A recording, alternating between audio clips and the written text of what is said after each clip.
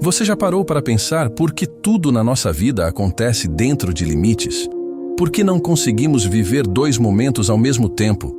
Por que precisamos sair de um lugar para chegar a outro? Por que o tempo sempre passa, mesmo quando a gente tenta segurá-lo? Desde que nascemos, estamos presos a relógios, datas, começos e fins. Mas no fundo, existe uma pergunta que quase nunca fazemos. E se a realidade não fosse só isso? E se o tempo e o espaço não fossem tudo o que existe, mas apenas a forma como nós, humanos, conseguimos viver a existência? Hoje eu te convido a caminhar comigo por uma reflexão que vai além da ciência, além dos números e além das medidas. Uma reflexão sobre o tempo, o espaço e aquilo que chamamos de eternidade. O tempo não é algo absoluto. Ele depende da forma como vivemos e observamos o mundo. Ele nasce do movimento, da mudança, da sucessão dos acontecimentos. É assim que contamos dias, meses e anos. Isso significa que o tempo não existe separado da experiência humana.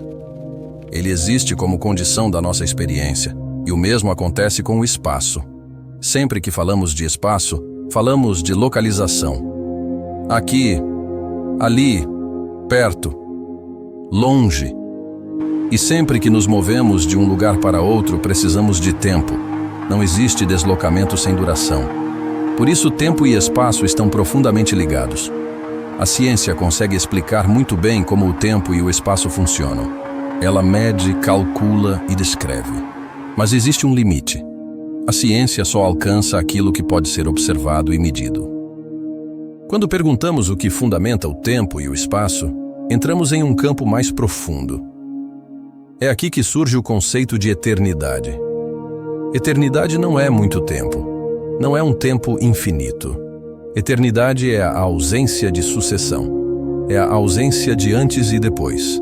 É uma forma de existência que não está presa ao tempo nem ao espaço como nós conhecemos. A fé nos ajuda a pensar isso. A Bíblia, por exemplo, traz uma passagem marcante no livro de Gênesis. E o Senhor Deus disse: Eis que o homem se tornou como um de nós, para conhecer o bem e o mal.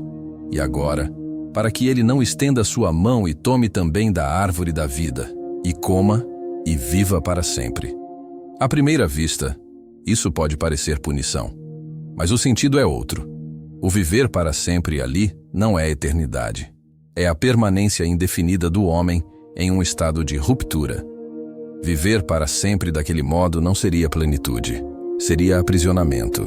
Nesse sentido, o tempo não é prisão. O tempo é possibilidade. É o tempo que permite transformação, história, aprendizado e redenção. Sem tempo, não existe processo. Sem processo, não existe esperança. A fé também nos permite conceber que aquele que vive a eternidade não está limitado pelo tempo nem pelo espaço. O ser humano, por outro lado, vive de forma limitada. Vivemos um momento de cada vez. Ocupamos um espaço de cada vez. Talvez o tempo não seja uma prisão, mas um caminho. E talvez a eternidade não seja a fuga desse mundo, mas o horizonte que dá sentido a ele. No fim, a pergunta não é se o tempo vai acabar. A pergunta é: o que estamos fazendo com o tempo que nos foi dado?